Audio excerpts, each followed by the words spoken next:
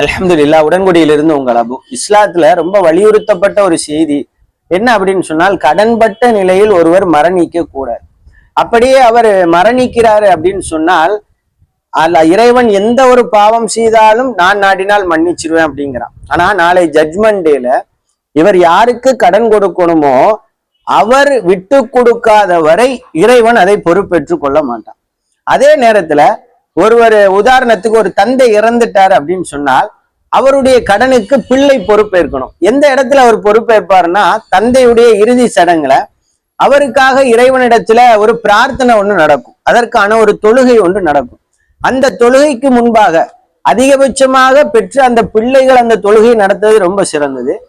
அதே நேரத்துல அந்த தொழுகை நடத்துவதற்கு முன்பாக அந்த மகன் என்ன செய்வாரு, அறிவிப்பு செய்வார். என்னுடைய தந்தையார் யாருக்கேனும் தன்னுடைய கரத்தாலோ அல்லது நாவாலோ ஏதேனும் ஒரு துன்பத்தை கொடுத்திருந்தா அல்லாஹ்வுக்காக நீங்க என்ன செய்யுங்க, அதை மன்னித்துருங்க.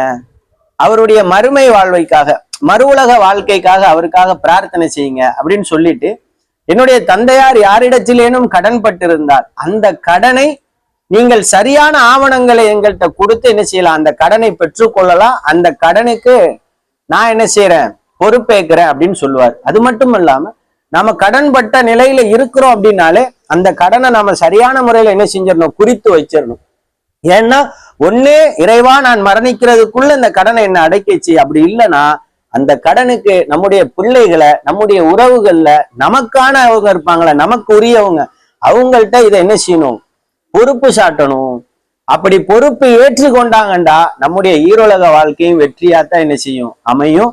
கடனில்லாத நிலையில இறைவன் என்னையும் உங்களையும் வாழச் செய்யட்டும், மரணிக்க செய்யட்டும்.